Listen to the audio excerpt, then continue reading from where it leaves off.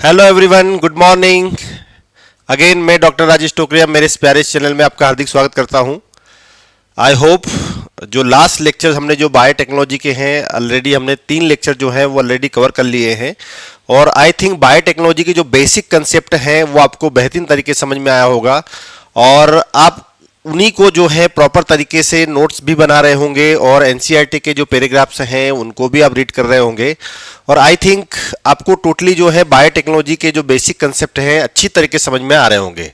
इसके पहले वाले लेक्चर में हमने बेटा अभी तक क्या कंप्लीट किया है कि हमने कल जो है वो बेसिक जो रिकॉम्बिनेंट डीएनए टेक्नोलॉजी की जो बेसिक टेक्निक्स हैं उसको थोड़ा देखा था हमने और इसके साथ ही हमने कल जो है क्लोनिंग क्या होता है, क्लोनिंग से रिलेटेड वेक्टर क्या, प्लाज्मिड क्या होता है, इसके बेसिक कंसेप्ट को भी हमने डिस्कस किया था।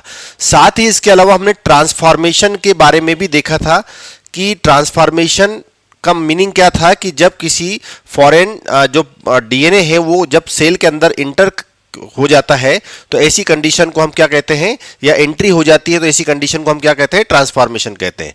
तो ये सब बातें आपको कल हमने डिस्कस की थी। आज जो है हम उसी जो बायोटेक्नोलॉजी के जो कंसेप्ट हैं उसी को आगे लेके चल रहे हैं और आज का जो लेक्चर है बेटा बहुत ही ज़्यादा इंपॉर्टेंट होने वाला है क्योंकि आज जो है हम कुछ नए वर्ड्स, नई टेक्नोलॉजी को देखने जा रहे हैं क्योंकि ये जो टेक्निक है आज का जो वर्ड है वो जो है बायोटेक्नोलॉजी में बहुत ज़्यादा इंपॉर्टेंट है और ये सब क्या है इनको हम वन बाय वन स्टेप में अच्छे तरीके से समझते हैं। तो चलिए सभी का स्वागत है और आपको मुझे आशा है कि 100% जो है ये कंसेप्ट जो है समझ में आएगा। तो चलिए सबसे पहले हम बात करते हैं who give the term biotechnology. अभी तक हमने इतने दिनों से जो लेक्चर चल रहे हैं उनमें हमने बायोटेक्नोलॉजी के recombinant DNA technology, genetic engineering के बारे में डिस्कस किया था, लेकिन आज हम थोड़ा एक डिस्कस करने जा रहे हैं कि who gave the term biotechnology, जिसके बारे में पढ़ रहे हैं जहां पर बायो और टेक्नोलॉजी दोनों को कंबाइन करके बताया है। तो ये दोनों को कंबाइन करके बताने वाले साइंटिस्ट का नाम क्या है जिन्होंने एक टर्म दिया बायोटेक्नोलॉजी। तो बायोटेक्नोलॉजी जो है ये टर्म देने वाले साइंटिस्ट कौन थे आप देख रहे हैं, मैं बैकग्राउंड में देख रहे हैं आप यहाँ पर, इनका नाम है कार्ल इरेकी। कार्ल इरेकी नाम के साइंटिस्ट जो है, जो हंगेरियन इंजीनियर है, एक साइंटिस्ट है, इंजीनियर है और इन्होंने ही जो है टर्म बायोटेक्नोलॉजी को रिप्रेजेंट किया है या बायोटेक्नोलॉजी टर्म जो दिया है। तो कॉइन्ड द टर्म बायोटेक्नोलॉजी। यदि आपसे क्वेश्चन पूछा जाता है कि जो बायोटेक्नोलॉजी जो टर्म है वो बायोटेक्नोलॉजी टर्म को देने वाले पहले साइंटिस्ट कौन थे, तो ये आपको याद रखना है। तो बायोटेक्नोलॉजी जो टर्म है इसको देने वाले पहले साइंटिस्ट कौन थे, कार्ल इरेकी नाम के साइंटिस्ट थे। ये बात आपको अच्छे समझ में आ गई होगी। चलिए, ही लिंक्ड, मैंने अभी बताया कि बायोटेक्नोलॉजी टर्म को रिप्रेजेंट किया है, बायोटेक्नोलॉजी टर्म को दिया है। तो ये टर्म क्या रिप्रेजेंट कर रहा है, बायो और टेक्नोलॉजी को लिंक करके बनाया गया है। तो ही लिंक्ड बायोलॉजी, ही लिंक्ड बायोलॉजी, इन्होंने क्या लिंक किया, बायोलॉजी प्लस टेक्नोलॉजी। तो क्या आपको यहां तक की बात समझ में आई? इन्होंने क्या लिंक किया, बायोलॉजी को टेक्नोलॉजी के साथ जोड़ दिया, तभी जाके एक नया टर्मिनोलॉजी आया जिसको हमने बायोटेक्नोलॉजी कहा। चलिए, he explain living organism act as. जब इन्होंने बायोलॉजी को टेक्नोलॉजी के साथ यूज किया तो इन्होंने बायोलॉजी जो टर्म है इसको लिविंग फैक्ट्री कहा या बायोलॉजिकल फैक्ट्री टर्म यूज दिया, क्योंकि हम लिविंग ऑर्गेनिज्म के अंदर अपना जो डिजायर्ड जीन है उसको इंसर्ट करके उसकी मल्टीपल कॉपीज बना सकते हैं, उसका मल्टीपल प्रोडक्शन ले सकते हैं। इसलिए इन्होंने क्या कहा, बायोलॉजिकल लेबोरेटरी कहा।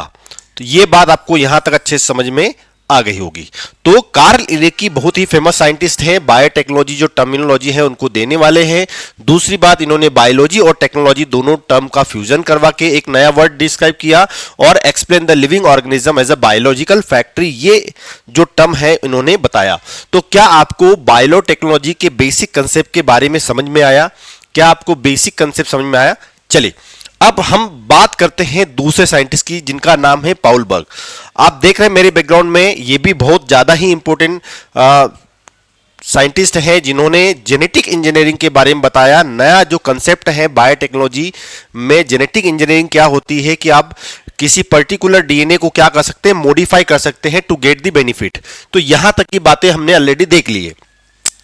तो अभी हम देखना चाहे तो पाउल बर्ग जो आप मेरे बैकग्राउंड में देख रहे हैं, ये कौन से साइंटिस्ट थे? अमेरिकन बायोकेमिस्ट थे।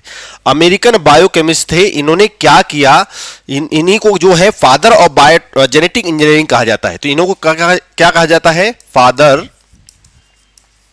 ऑफ जेनेटिक इंजीनियरिंग, इन्हीं को क्या कहा जाता है? फादर ऑफ जेनेटिक इंजीनियरिंग कहा जाता है। तो ये आपको बातें याद रखना है, क्योंकि एक साइंटिस्ट के नेम के अकॉर्डिंग क्वेश्चन जो है नीट में पूछा जा सकता है। तो आई थिंक यहां तक की बातें आपको क्लियर हो पाई होगी। पाउल बर्ग जो है एक अमेरिकन बायोकेमिस्ट हैं, इन्हीं को ही हम फादर ऑफ जेनेटिक इंजीनियरिंग कहते हैं। और ही क्रिएटेड, मोस्ट टाइम पे यहां से नीट का क्वेश्चन हो सकता है। यहां से नीट का क्वेश्चन क्या हो सकता है? इन्होंने क्या क्रिएट किया? इन्होंने क्या क्रिएट किया? He created first recombinant DNA. He created first, या बोल सकते हैं हम first recombinant DNA. First recombinant DNA देने वाले या फर्स्ट रिकॉम्बिनेंट डीएनए बनाने वाले पहले साइंटिस्ट कौन थे? तो वो पहले साइंटिस्ट थे पाउल बर्ग। जो टर्म है बायोटेक्नोलॉजी का वो दिया था किन्ने? कार्ल एरेकी ने। द टर्म जो हम टर्म के अलावा बात करें, फादर ऑफ जेनेटिक इंजीनियरिंग जो शब्द है वो किन्ने ने बताया था? ये बताया था पाउल बर्ग ने। और पाउल बर्ग साहब जो थे, he combined DNA from the two different source. इन्होंने किस टाइप से, कैसे और किस प्रकार से एक्सपेरिमेंट किया और यह बताने की कोशिश की कि नया रिकॉम्बिनेंट डीएनए जो है वो किस तरह बनाया जा सकता है। अभी हमको इतना याद रखना है कि पहला जो रिकॉम्बिनेंट डीएनए है वो किन्होंने बनाया था? तो वो किन्होंने बनाया था? पाउल बर्ग ने बनाया था, with the help of tools. Tools का मतलब यहां पर एंजाइम से है, टेक्निक से है, मेथड से है, जिनकी हेल्प से इन्होंने क्या कर दिया? दो अलग अलग ऑर्गेनिज्म के डीएनए को कट करके जोड़ दिया और नया रिकॉम्बिनेंट डीएनए बना दिया। तो यहां तक की बातें, यहां तक का कंसेप्ट आपको क्लियर हो गया। चलिए, इसीलिए इन्हीं को क्या कहा जाता है? पायोनियर कहा जाता है। किसका पायोनियर कहा जाता है? जेनेटिक इंजीनियरिंग और मॉलिक्यूलर बायोलॉजी की बात कर रहे हैं। जेनेटिक इंजीनियरिंग की बात करें और बायोटेक्नोलॉजी की बात करें तो जेनेटिक इंजीनियरिंग और बायोटेक्नोलॉजी के क्या कहा जाता है? इनको जेनेटिक इंजीनियरिंग की बात करें या मॉलिक्यूलर बायोलॉजी की बात करें, बायोटेक्नोलॉजी की बात करें, तो इनको पायोनियर या शुरुआत करने वाले पहले ऐसे साइंटिस्ट माना जाता है जिन्होंने आरडीएनए की खोज की या आरडीएनए को कंस्ट्रक्ट किया। यह बात आपको समझ में आ गई होगी। एक्सपेरिमेंट क्या किया इन्होंने? इनके एक्सपेरिमेंट में इन्होंने क्या किया, यह बात थोड़ा हमको ध्यान रखना है। इन्होंने एक एक्सपेरिमेंट किया जिनमें इन्होंने एक SV40 नाम के वायरस का जीन लेकर क्या लिया इन्होंने क्या अपने एक्सपेरिमेंट में यूज किया? SV40 gene, SV40 virus gene. इन्होंने अपने एक्सपेरिमेंट में SV40 वायरस के जीन को लिया और बैक्टीरिया के अंदर क्या कर दिया? उसको ट्रांसफर कर दिया using lambda phase bacteriophage. Lambda phase bacteriophage जो है एक तरह का बैक्टीरियोफाज है, वायरस है जो बैक्टीरिया पर क्या करता है? इन्फेक्शन करता है। तो ये इन्होंने एक्सपेरिमेंट किया और ये एक्सपेरिमेंट किस तरह से इन्होंने परफॉर्म किया, पहले इसको समझते हैं। तो पाउल बर्ग जो साहब थे, इन्होंने क्या एक्सपेरिमेंट किया, पहले इसको समझते हैं। इन्होंने सबसे पहले क्या किया? इन्होंने SV40 जो वायरस था उसका जीन निकाला या जीन को आइसोलेट किया। ये क्या है? Gene of SV40। ये क्या है? Gene of SV40। इन्होंने सबसे पहले क्या किया? जो SV40 वायरस था उसका जीन आइसोलेट किया। साथ ही इन्होंने क्या किया? एक बैक्टीरिया है जिसका नाम है ई कोलाई। ये क्या नाम है? इसका नाम है ई कोलाई। ये ई कोलाई बैक्टीरिया है और इस ई कोलाई बैक्टीरिया के अंदर क्या दिख रहा है आपको? प्लाज्मिड दिख रहा है। ये क्या है? प्लाज्मिड है। और इस प्लाज्मिड के अंदर आप देखोगे तो इस प्लाज्मिड के अंदर आपको दो चीजें दिख रही है। क्या? एक येलो कलर वाला पोर्शन दिख रहा है, ये वाला, जिसको गॉल जीन कहा। गॉल जीन कहा, गैलेक्टोस के ब्रेकडाउन को रिप्रेजेंट कर रहा है। गॉल का मतलब क्या होगा, गैलेक्टोस के ब्रेकडाउन को रिप्रेजेंट कर रहा है। और यहां पर आप दूसरी तरफ ग्रीन कलर से एक जीन देख रहे हैं, यह जीन रिप्रेजेंट कर रहा है क्या, एक वायरस का जीन ऑलरेडी उसमें एडेड है, जिसको हम डिजायर जीन कहते हैं, या हम कह सकते हैं इसको क्या कहेंगे, इसको हम कहेंगे डिजायर जीन या जीन ऑफ इंटरेस्ट भी कह सकते हैं। ये क्या है, जीन ऑफ इंटरेस्ट, या कह सकते हैं डिजायर जीन, क्या कह सकते हैं, डिजायर जीन कहते हैं। तो इन्होंने क्या किया, आप ये अच्छी तरह से समझ पा रहे होंगे कि इन्होंने SV40 वायरस का डीएनए निकाला, दूसरी तरफ इन्होंने ई कोलाई नाम के बैक्टीरिया में ऑलरेडी प्रेजेंट था क्या, प्लाज्मिड, और उस प्लाज्मिड में दो तरह के जीन थे, एक गॉल जीन था जो ऑलरेडी था, और दूसरा जो था ऑलरेडी उसमें डिजायर जीन इंसर्टेड किया हुआ था, इंसर्टेड ऑलरेडी वो डिजायर जीन इंसर्ट किया गया था, ये जीन यहां पर प्रेजेंट था। चलिए अब इन्होंने क्या किया, इस SV40 वाले जीन को रेस्ट्रिक्शन एंजाइम से कट किया और इस प्लाज्मिड को बाहर निकालकर, कहां से निकाला बाहर, इन्होंने बैक्टीरिया से प्लाज्मिड को बाहर निकाला और बाहर निकालकर उस पर रेस्ट्रिक्शन एंजाइम की हेल्प से इनको क्या कर दिया, कट कर दिया। तो यहां क्या यूज किया इन्होंने, रेस्ट्रिक्शन एंजाइम। ये क्या है, रेस्ट्रिक्शन एंजाइम। रेस्ट्रिक्शन एंजाइम क्या होते हैं, हम इनको बहुत अच्छे बेहतरीन तरीके से डिटेल में स्टडी करेंगे, कब, नए लेक्चर के अंदर, क्योंकि अभी मैं आपको बेसिक कंसेप्ट बता रहा हूं कि रेस्ट्रिक्शन जो एंजाइम होते हैं ये ऐसे एंजाइम होते हैं जो डीएनए को या डीएनए मॉलिक्यूल को स्पेसिफिक जगह से या नॉन स्पेसिफिक जगह से क्या कर सकता है, कट कर सकता है।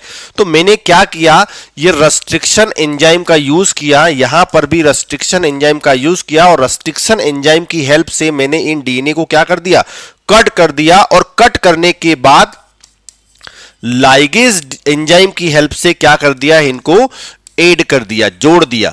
देखिए यहां पर दोनों बातें हो रही है। मैंने आपको मॉलिक्यूलर सीजर बताई है, सीजर क्या काम कर रहा है, डीएनए को पर्टिकुलर लोकेशन में क्या कर रहा है, कट कर रहा है, कट कर दिया, दोनों को कट कर दिया, इसको भी कट कर दिया, जो SV40 वाला है इसको भी कट किया, ई कोलाई बैक्टीरिया से निकाला उसको भी कट किया, और कट करने के बाद इन दोनों को लाइगेज एंजाइम की हेल्प से क्या कर दिया, जोड़ दिया। तो अब ये हमारे पास जो बना है वो क्या बन गया, एक नया आरडीएनए बन गया। ये क्या है, आरडीएनए। ये कैसा डीएनए है, ये कैसा डीएनए है, आरडीएनए। ये कैसा डीएनए है, आरडीएनए। आरडीएनए का मतलब यहां पर क्या हो जाएगा, रिकॉम्बिनेंट डीएनए हो जाएगा। क्या हो जाएगा, रिकॉम्बिनेंट डीएनए हो जाएगा। और इस रिकॉम्बिनेंट डीएनए को इन्होंने क्या किया, अगेन उसी बैक्टीरिया के अंदर क्या कर दिया, ट्रांसफर कर दिया, अगेन उसी बैक्टीरिया के अंदर क्या कर दिया, ट्रांसफर कर दिया। और इस बैक्टीरिया को फिर क्या किया, एक न्यूट्रिएंट मीडियम वाली प्लेट, जो पेट्री प्लेट होती है, आपने माइक्रोबायोलॉजी एक्सपेरिमेंट पढ़े होंगे या माइक्रोबायोलॉजी के बारे में डिस्कस किया होगा। तो बैक्टीरिया की ग्रोथ करवाने के लिए स्पेसिफिक कांच की प्लेट, जिसको पेट्री प्लेट कहते हैं, इस पेट्री प्लेट के अंदर न्यूट्रिएंट मीडिया को डाला जाता है और उस न्यूट्रिएंट मीडियम में ये जो डिजायर जीन है उसका जो है वो टेस्ट किया गया, मतलब एक्सपेरिमेंट किया गया कि वो एक्सप्रेशन दे पा रहा है या नहीं दे पा रहा है। तो देन उसको हमने क्या कर दिया, इस बैक्टीरिया को कल्चर किया। क्या किया, कल्चर किया, कहां पर, बैक्टीरिया को हमने, जो ई कोलाई बैक्टीरिया है, इस ई कोलाई बैक्टीरिया को हमने क्या किया, कल्चर किया। ई कोलाई बैक्टीरिया को हमने क्या किया, कल्चर किया। तो क्या किया हमने यहाँ पर, कल्चर किया है। यहां पर कल्चर करने का मतलब क्या है, कल्चर करने का मतलब है कि बैक्टीरिया को कांच की प्लेट, पेट्री प्लेट में जो मीडियम है उसमें ट्रांसफर करना। तो हमने उसमें ट्रांसफर कर दिया। अब ये बैक्टीरिया मल्टीप्लिकेशन करेगा, नंबर को बढ़ाएगा, ग्रोथ करेगा, और ग्रोथ करने के बाद हम इस पेट्री प्लेट से बैक्टीरिया को क्या कर लेंगे, बैक्टीरी प्लेट से हम बैक्टीरिया को क्या कर लेंगे, आइसोलेशन कर देंगे। इसका क्या करेंगे हम, इसका क्या करेंगे, आइसोलेशन एंड स्क्रीनिंग की जाएगी। आइसोलेशन किया जाएगा और इसका स्क्रीनिंग किया जाएगा कि बैक्टीरिया से मिलने वाला प्रोडक्ट हमको जो टारगेट प्रोडक्ट था वो अचीव हुआ या नहीं। तो क्या आपको ये पाउल बर्ग जो साइंटिस्ट थे इनका एक्सपेरिमेंट समझ में आया कि किस टाइप से इन्होंने अलग अलग ऑर्गेनिज्म के, यहां पर SV40 वायरस है, ये ध्यान रखना है आपको। यहां पर ये SV40 क्या था, ये SP40, यहां पर SV40 वायरस का जीन जो है रिमूव किया है और उसको रेस्ट्रिक्शन एंजाइम से कट करवाया। यह बात आपको समझ में आना चाहिए। चलिए, तो इस टाइप से जो पाउल बर्ग नाम के साइंटिस्ट थे, इस तरह से पाउल बर्ग के नाम साइंटिस्ट ने क्या किया, वायरस के डीएनए को, SV40 के डीएनए को क्या कर दिया, बैक्टीरिया के प्लाज्मिड में जोड़कर उसका मल्टीप्लिकेशन करवाकर उससे जो प्रोडक्ट है वो अचीव किया। और इस तरह पहला आप देख रहे हैं यहां पर, इस तरह क्या होगा, फर्स्ट रिकॉम्बिनेंट डीएनए जो है ये बनाया। किन्होंने बनाया फर्स्ट रिकॉम्बिनेंट डीएनए किन्होंने बनाया, पाउल बर्ग नाम के साइंटिस्ट ने बनाया। तो क्या आपको यहां तक का कंसेप्ट बहुत बेहतरीन तरीके से समझ में आया? पाउल बर्ग कौन है, इसके अलावा हमने कार्ल इरेकी के बारे में देखा है, ये भी आपको समझ में आ गया होगा। चलिए, तो ये बेहतरीन एक्सपेरिमेंट रहा। अब इन्हीं के एक्सपेरिमेंट के बेस से अब नया वर्ड चालू हुआ, आरडीएनए टेक्नोलॉजी, या हम कह सकते हैं रिकॉम्बिनेंट डीएनए टेक्नोलॉजी। अब ये रिकॉम्बिनेंट डीएनए टेक्नोलॉजी क्या है? जब पाउल बर्ग साहब ने एक्सपेरिमेंट किया तो इन्होंने दो अलग अलग डीएनए को जोड़ा, पहले कट किया और फिर जोड़ा, अलग अलग इस ऑर्गेनिज्म के क्या किया, SV40 और ई कोलाई के डीएनए को निकाला, रेस्ट्रिक्शन एंजाइम सीजर से कट किया और लाइगेस एंजाइम की हेल्प से कट जो ऐड कर दिया। ऐड करने के बाद जो नया डीएनए बना वो रिकॉम्बिनेंट डीएनए था। तो क्वेश्चन था कि रिकॉम्बिनेंट डीएनए टेक्नोलॉजी होती क्या है? तो रिकॉम्बिनेंट डीएनए टेक्नोलॉजी एक ऐसी प्रक्रिया है, ऐसी प्रोसेस है, ऐसी ब्रांच है बायोटेक्नोलॉजी की या जेनेटिक इंजीनियरिंग कह सकते हैं कि जिसमें हम दो अलग अलग स्पीसीज के डीएनए को क्या कर सकते हैं, दो अलग अलग ए स्पीसीज बी स्पीसीज के डीएनए को उनमें से निकालकर, ऑर्गेनिज्म में से निकालकर उनके डीएनए को रेस्ट्रिक्शन एंजाइम से कट कर सकते हैं और कट करने के बाद इनके डीएनए को आपस में, ए डीएनए को कट करने के बाद बी डीएनए को कट करने के बाद आपस में जोड़कर नया डीएनए बना सकते हैं, ताकि इन जीन के अंदर जिनको जोड़ा गया है इनमें कोई स्पेशल कैरेक्टर हो, उससे हम क्या कर सकते हैं, एक नया प्रोडक्ट अचीव कर सकते हैं। तो आप डायग्राम में देख रहे हैं यहां पर कि यहां पर आप क्या देख रहे हैं, कोई बैक्टीरिया है, ये क्या है, बैक्टीरिया है। अब हम टर्मिनोलॉजी समझ रहे हैं, क्या रिकॉम्बिनेंट डीएनए टेक्नोलॉजी क्या है, इसको थोड़ा समझते हैं।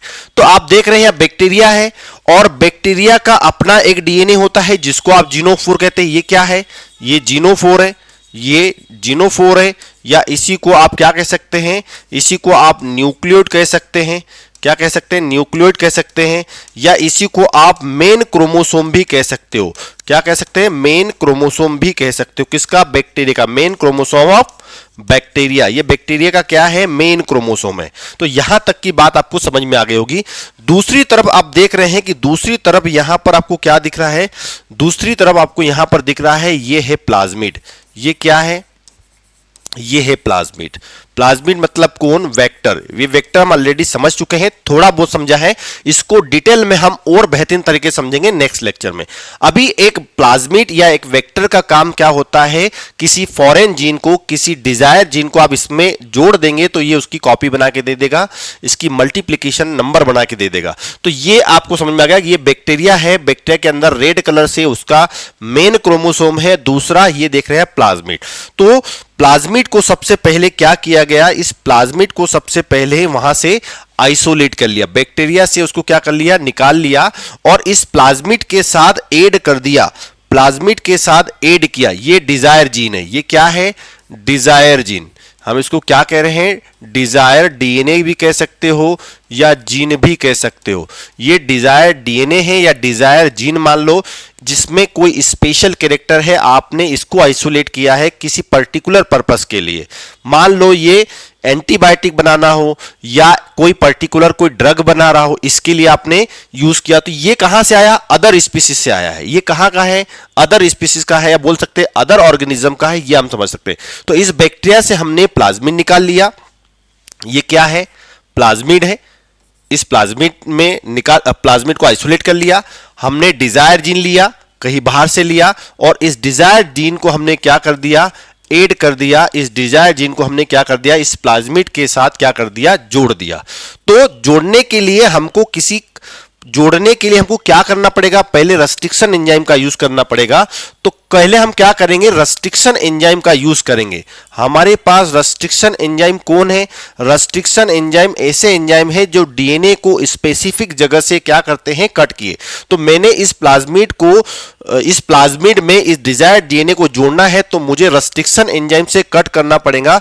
तो आप देख रहे हैं कि रेस्ट्रिक्शन एंजाइम क्या कर रहा है, इसको कट कर रहा है। रेस्ट्रिक्शन एंजाइम इसको क्या कर रहा है, फ्रेगमेंट में कन्वर्ट कर रहा है। और आप देख रहे हैं फ्रेगमेंट किस टाइप से बन रहा है, ताकि इनको आसानी से हम क्या कर सके, जोड़ सके। तो इस टाइप से हमारे पास क्या हुआ, इस टाइप से रेस्ट्रिक्शन एंजाइम जो थे, इन्होंने दोनों डीएनए को, प्लाज्मिड की बात करें या डिजायर जीन की बात करें, दोनों को क्या कर सकता है, वो कट कर सकता है। और कट करने के बाद हम किनका यूज करेंगे, डीएनए लाइगेज का यूज करेंगे। किसका यूज करेंगे, डीएनए लाइगेज नाम का एंजाइम जो होता है उसका यूज करेंगे।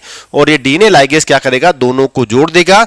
तो आप देख रहे हैं यहां पर इसको हमने जोड़ा है, तो ये हमारा डिजायर जीन था, ये कौन सा, डिजायर जीन था, और ये हमारा क्या था, प्लाज्मिड था। अब ऐसी कंडीशन में ये क्या बन चुका है, ये प्लाज्मिड था, और अब ऐसी कंडीशन में ये टोटली क्या बन चुका है, ये टोटली बन चुका है, अब यहां से ये बन चुका है आरडीएनए। इसी को कहते हैं हम रिकॉम्बिनेंट डीएनए। क्या कहेंगे, रिकॉम्बिनेंट डीएनए कहेंगे। क्या आपको मेरी यहां तक की बात समझ में आई, रिकॉम्बिनेंट डीएनए क्या होता है, रिकॉम्बिनेंट डीएनए कैसे बनाया गया, ये बातें हम समझ रहे हैं, ये आपको बहुत बेहतरीन तरीके से समझ में आए होगी। तो चलिए थोड़ा शॉर्टकट में मैं आपको रिपीट करके बताता हूं कि हमने ई कोलाई बैक्टीरिया लिया, ई कोलाई बैक्टीरिया के अंदर मेन क्रोमोसोम वाला डीएनए अलग था, प्लाज्मिड डीएनए अलग है। ये प्लाज्मिड क्या है, इसको हम थोड़ा बेसिक कंसेप्ट समझ चुके हैं, ये कॉपी बना के देने वाला है। ये प्लाज्मिड को हमने बैक्टीरिया से निकाल लिया। अब इस प्लाज्मिड को क्या किया, कट किया हमने। इस प्लाज्मिड को क्या किया हमने, इस प्लाज्मिड को हमने कट किया ताकि इस डिजायर जीन को हम जोड़ सके। इस प्लाज्मिड को हमने कट किया ताकि डिजायर जीन को हम जोड़ चुके, जिसको बाहर से बाहरी डीएनए को लेके आए हैं। तो दोनों को हमको क्या करना पड़ेगा, कट करना पड़ेगा, इसलिए सेम रेस्ट्रिक्शन एंजाइम का यूज किया जाता है। चलिए, तो प्लाज्मिड को काटने के लिए भी हमने रेस्ट्रिक्शन एंजाइम वही यूज किया जो डिजायर डीएनए को काटने के लिए यूज किया। तो इन्होंने क्या कर दिया, एक पर्टिकुलर सेगमेंट के डीएनए को कट कर दिया, और लाइगेज नाम के एंजाइम जो थे, डीएनए लाइगेज ने इनको क्या कर दिया, ऐड कर दिया। और ऐड करने के बाद जो बना वो क्या बना, हमारा जो नया जो डीएनए बना है वो कौन सा डीएनए बना है, इसको बोलते हैं आरडीएनए।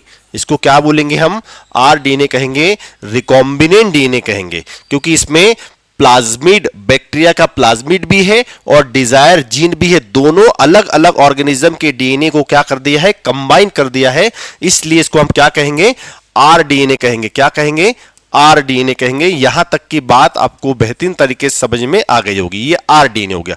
अब इस आरडीएनए को हमने क्या किया, इस आरडीएनए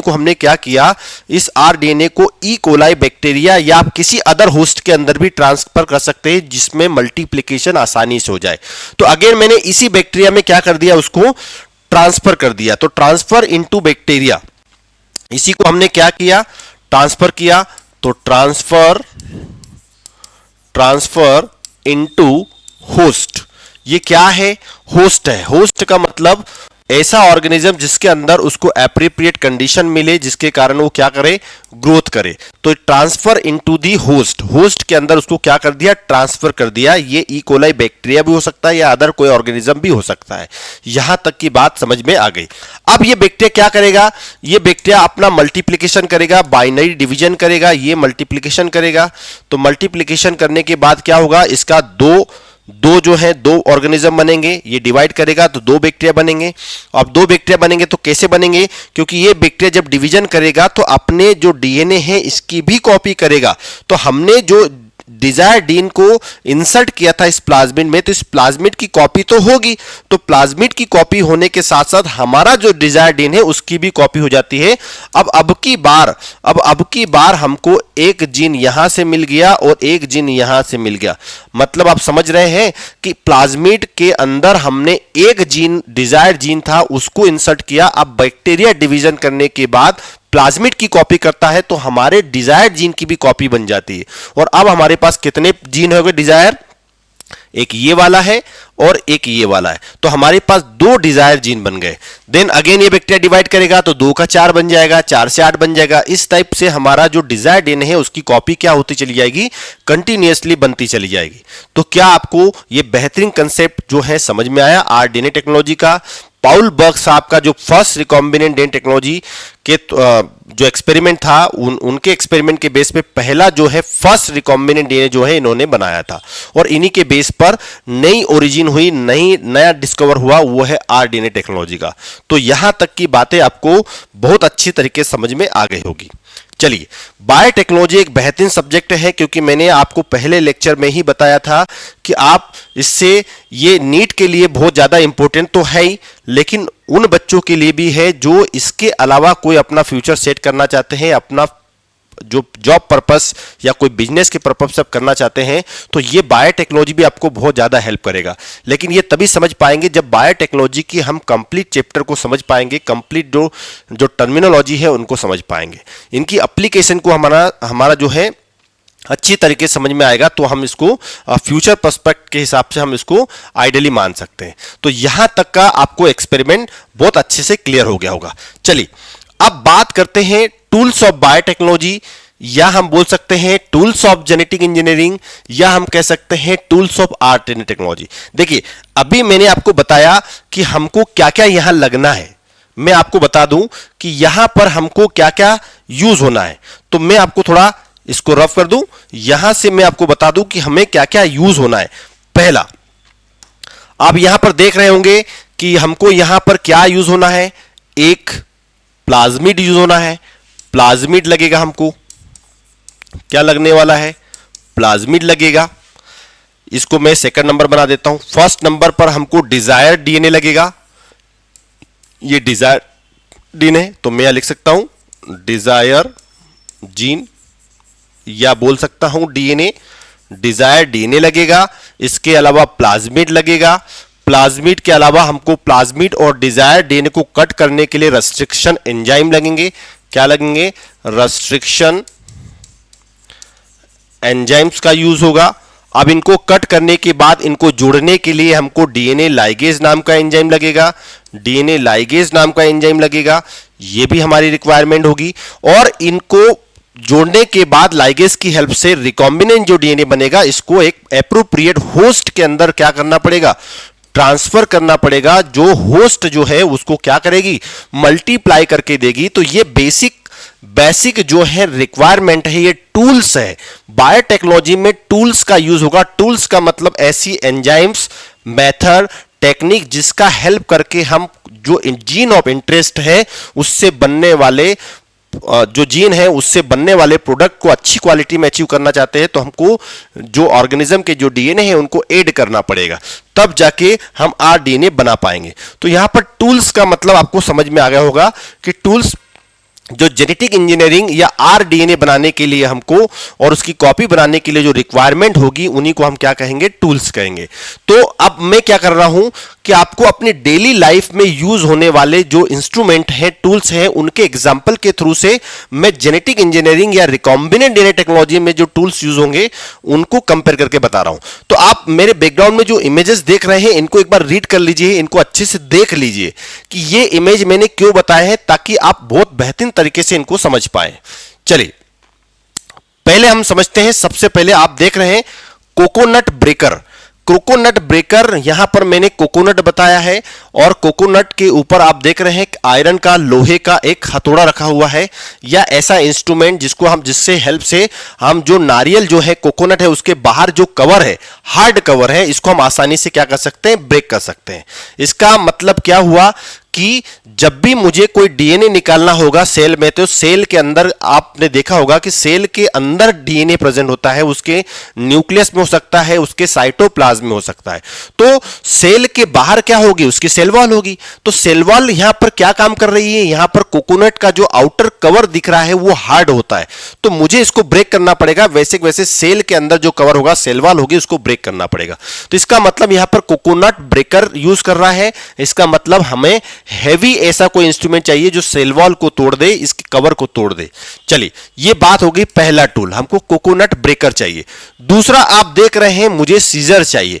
सीजर का मतलब मैंने अभी आपको बताया था, यहां पर डायग्राम में बताया था कि रेस्ट्रिक्शन एंजाइम चाहिए, या इसके अलावा मैं बताया था, मैंने यहां पर आपको सीजर बताया था। ये सीजर क्या कर रही है, डीएनए को स्पेसिफिक जगह से क्या कर रही है, कट कर रही है। तो मुझे डीएनए को पर्टिकुलर किसी जगह से कट करना है, तो कट करने के लिए मुझे कोई ऐसी सीजर चाहिए, ऐसा कोई एंजाइम चाहिए जिसकी हेल्प से मैं डीएनए को पर्टिकुलर जगह से क्या कर दूं, कट कर दूं। तो यहां पर सीजर क्या रिप्रेजेंट कर रहा है, सीजर यहां पर ऐसे एंजाइम को रिप्रेजेंट करेगा जो डीएनए को क्या कर दे, कट कर दे। कंसेप्ट क्लियर हुआ।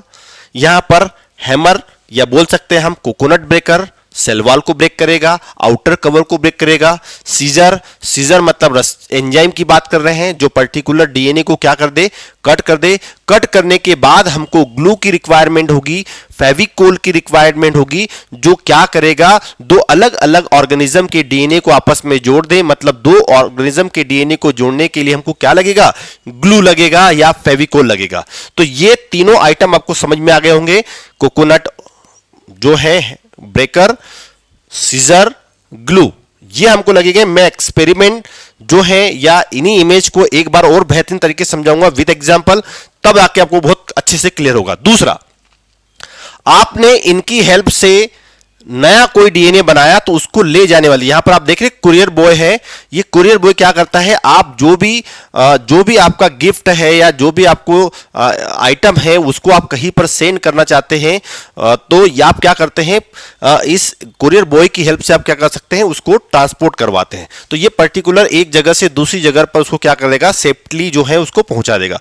तो वैसे वैसे मैंने आपको बताया कि मुझे मल्टीपल कॉपीज चाहिए, अच्छी क्वालिटी की कॉपीज चाहिए, जिससे मेरा डिजायर जीन है मेरे पास नंबर ऑफ कॉपीज बन जाए, जिससे मुझे लार्ज नंबर और लार्ज क्वांटिटी के साथ अच्छी क्वालिटी का मुझे डिजायर प्रोडक्ट मिले। तो मुझे इसकी मल्टीप्लाई करवाने के लिए, कैरियर ट्रांसफॉर्म करवाने के लिए मुझे प्लाज्मिड की जरूरत होगी।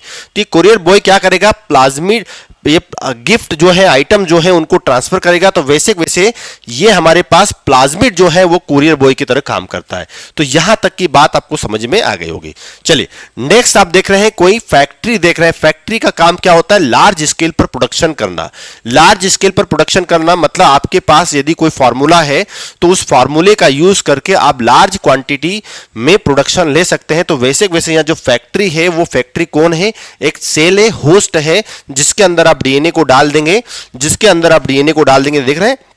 ये हमने प्लाज्मिड हमने अभी इस ई कोलाई बैक्टीरिया के अंदर ट्रांसफर किया था, तो इस बैक्टीरिया ने डिवीजन किया तो उसकी 2 कॉपी बना के दे दी। तो इसका मतलब यहां पर फैक्ट्री का मीनिंग क्या है, यहां पर फैक्ट्री का मीनिंग है यहां पर ऑर्गेनिज्म जिसके अंदर हमारे डीएनए की क्या होने वाली है, कॉपी होने वाली है। और ये कॉपी का नंबर जो है ये फैक्ट्री क्या करेगी, बढ़ा के देगी। यहां पर फैक्ट्री का मतलब हमारा किससे है, एक ऐसे ऑर्गेनिज्म से है जिसके अंदर हमारा जो डिजायर डीन है उसकी क्या हो जाए, मल्टीपल कॉपीज बन जाए।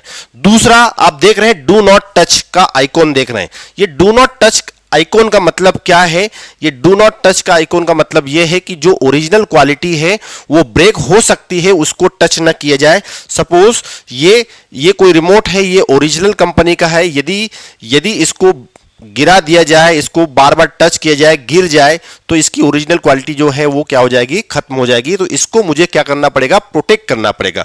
तो ऐसे कैसे डू नॉट टच का मतलब क्या है, जो ओरिजिनल क्वालिटी को मेंटेन रखे, उसके साथ कोई छिड़कानी ना हो, उसको एज इट इज रखा जाए। तो इसलिए डू नॉट टच का जो सिंबल है वो यूटिलाइज किया जाता है। तो ये भी बात आपको समझ में आ गई होगी। और लास्ट देखते हैं polish remover from the one side. इसका मतलब यह है कि आपने देखे जनरल लाइफ में कहीं ना कहीं ये पॉलिश रिमूवर जो रिमूवर है इसका यूज किया होगा कि पर्टिकुलर कोई भी केमिकल जो है वो सरफेस पर, बुक पर कहीं गिर जाता है तो हम पॉलिश रिमूवर का यूज करके उसको क्या कर लेते हैं, हटा देते हैं। तो यहां पर ऐसा ही कोई एक एंजाइम यूज होने वाला है जो पॉलिश रिमूवर का काम करता है, वो पर्टिकुलर सेगमेंट को क्या करेगा, वहां से रिमूव करेगा। करेगा। तो कैसे रिमूव करेगा, क्या करेगा, इन जितने भी एग्जाम्पल को मैंने अपने बैकग्राउंड में बताया है, इन एग्जाम्पल की हेल्प से हम बायोटेक्नोलॉजी में यूज होने वाले टूल्स को समझने वाले हैं। अच्छे से देखिए, बहुत बेहतरीन तरीके से देखिए, ताकि आपके कंसेप्ट बायोटेक्नोलॉजी के, जेनेटिक इंजीनियरिंग के या रिकॉम्बिनेंट डीएनए टेक्नोलॉजी के जो कंसेप्ट है वो बेहतरीन तरीके से क्लियर हो जाए। इसके बाद आपके बायोटेक्नोलॉजी का कोई डाउट नहीं रहेगा, आप 100% नीट में बायोटेक्नोलॉजी के क्वेश्चन जो है सॉल्व कर पाएंगे। चलिए अब बात करते हैं tools of biotechnology, genetic engineering, और बात करते हैं हम किसकी, आरडीएन टेक्नोलॉजी। तो टूल्स का मतलब समझ में आ गया कि tools of biotechnology are essential components required for the genetic engineering. Genetic engineering को मैंने पहले ही समझा दिया है। And recombinant DNA technology, genetic engineering जहां पर इंजीनियरिंग का यूज वर्ड हो रहा है, जहां पर काटा पीटी हो रही है, मॉडिफिकेशन हो रहा है और आरडीएनए बनाया जा रहा है, रिकॉम्बिनेंट डीएनए बनाया जा रहा है, तो कहीं ना कहीं यहां पर कोई टूल्स यूज होना है, कंपोनेंट यूज होना है, जिनकी हेल्प के बिना हम इनका मॉडिफिकेशन नहीं कर पाएंगे। तो आप देख रहे हैं यहां पर ये कोई डीएनए है, ये नॉर्मल डीएनए है। कैसा डीएनए है, नॉर्मल डीएनए है, इसको मैं नॉर्मल डीएनए कह रहा हूं। अब मेरे पास कोई सीजर है, इस सीजर की हेल्प से मैं क्या करूंगा, डीएनए को कट कर दूंगा। तो सपोज आप मानिए कि मैंने यहां से डीएनए को क्या कर दिया, यहां से कट कर दिया, ये डीएनए को मैंने यहां से क्या कर दिया, कट कर दिया, या मैं इसको ब्लैक कलर से भी रिप्रेजेंट कर सकता हूं। तो मैंने क्या किया, यहां से डीएनए को क्या कर दिया, कट कर दिया। अब देख रहे हैं यहां से डीएनए को मैंने कट कर दिया। अब कट करने के बाद मेरे पास कोई मेरा डिजायर डीएनए है। ये कौन सा डीएनए है, ये डिजायर डीएनए है, ये डिजायर डीएनए है, डिजायर जीन है बोल सकते हैं हम, जिसमें जीन ऑफ इंटरेस्ट भी कह सकते हैं। इसको मुझे ऐड करना है उस कटे हुए पार्ट पर। तो अब मैं क्या यूज करूंगा, ग्लू यूज करूंगा, और ये ग्लू क्या करेगा, उसको पर्टिकुलर सेगमेंट को लाकर वहां पर क्या कर देगा, ऐड कर देगा। तो ये बात आप समझ गए होंगे। तो अब ये जो बन गया है वो क्या बन गया है, आरडीएनए बन गया है, रिकॉम्बिनेंट डीएनए बन गया है। ये क्या बन गया है, आरडीएनए बन गया है। तो ये कैसे पॉसिबल हो पाया, जब हमारे पास कोई टूल्स होगा, टेक्निक्स होगी। तो टूल्स में यहां पर हम सीजर की बात कर रहे हैं, ग्लू की बात कर रहे हैं। ऐसे कैसे बायोटेक्नोलॉजी में यदि किसी पर्टिकुलर डीएनए को आपको कट करना है, ऐड करना है, तो आपको क्या लगेंगे, एंजाइम्स लगेंगे, जो अभी मैंने इसके पिछले स्लाइड में आपको ऑलरेडी बता चुका हूं। चलिए तो अब समझते हैं ये टूल्स ऑफ आरडीएनए क्या है, टूल्स ऑफ रिकॉम्बिनेंट डीएनए क्या है, इनको हम थोड़ा समझते हैं। क्या क्या टूल्स हमको यूज होना है, 100% यहां से क्वेश्चन आएगा। इन टूल्स एंड टेक्निक्स के बारे में हमको पता होना चाहिए। बहुत इजी है, बहुत अच्छे हैं, इनको आप जब रीड करेंगे तो बहुत इजी होगा। मैं कोशिश भी करूंगा कि आपको इसको बहुत इजी वे में एक्सप्लेन करने की जो है कोशिश करूंगा। तो चलिए टूल्स में सबसे पहले बात करते हैं कि मैंने आपको बताया था कि टूल्स लगना है आरडीएनए में। तो पहला टूल्स होगा हमारा क्या, पहला हमारा टूल क्या होगा, पहला हमारा टूल होगा एंजाइम्स। तो सबसे पहला टूल है हमारा एंजाइम, दूसरा टूल है हमारा क्लोनिंग वेक्टर, और तीसरा टूल है हमारा कॉम्पिटेंट होस्ट। होस्ट मतलब एंजाइम, क्लोनिंग वेक्टर या कॉम्पिटेंट होस्ट, ये तीन जो है मेन टूल है किसके, रिकॉम्बिनेंट डीएनए टेक्नोलॉजी के, जेनेटिक इंजीनियरिंग के। तो यहां तक की बात क्लियर, आगे बढ़े। चले एंजाइम में कौन कौन से एंजाइम है जो बायोटेक्नोलॉजी की जान है। जिन एंजाइम के बारे में नहीं पढ़ा तो बायोटेक्नोलॉजी नहीं पढ़ा। इसका मतलब आप समझ रहे हैं कि इन एंजाइम के बिना आप जेनेटिक इंजीनियरिंग को नहीं समझ पाएंगे, इन एंजाइम, इन टूल के बिना आप रिकॉम्बिनेंट डीएनए टेक्नोलॉजी को नहीं समझ पाएंगे, और इन एंजाइम्स की हेल्प से आप नया डीएनए तभी बना पाएंगे जब इनके हर एक के फंक्शन के बारे में हमको पता होगा। चलिए तो हम एंजाइम की बात कर रहे हैं। पहले क्लोनिंग वेक्टर, होस्ट दोनों को अलग छोड़ देते हैं। हमने अभी देखा है टूल में मेन है एंजाइम्स, क्लोनिंग वेक्टर और कॉम्पिटेंट होस्ट। हम सबसे पहले बात कर रहे हैं एंजाइम की। एंजाइम में सबसे पहले लगेगा हमको लाइसिंग एंजाइम।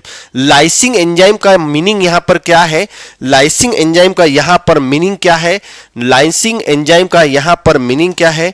लाइसिंग एंजाइम को यदि आप देख रहे हैं तो लाइसिंग एंजाइम का यहां पर मीनिंग क्या होगा, यहां पर लाइसिंग एंजाइम का मीनिंग होता है कोकोनट ब्रेकर। लाइसिंग ऐसे एंजाइम होते हैं जो सेल के आसपास जो हार्ड कवर होता है, जिसको हम सेल वॉल कहते हैं, सेल मेम्ब्रेन कहते हैं, इसको आसानी से वो क्या कर सकता है, ब्रेक कर सकता है। तो क्या आप समझ पाए यहां पर कोकोनट ब्रेकर का मतलब क्या होगा? मैं विद एक्सपेरिमेंट बताऊंगा, मैं कंसेप्ट के साथ बताऊंगा कि कोकोनट ब्रेकर या लाइसिंग एंजाइम का यूज कहां होगा। तो पहले आप समझे कि लाइसिंग एंजाइम का मैंने किससे रिप्रेजेंट किया है, किससे कनेक्शन करके बताया है? कोकोनट ब्रेकर से यूज करके बताया है।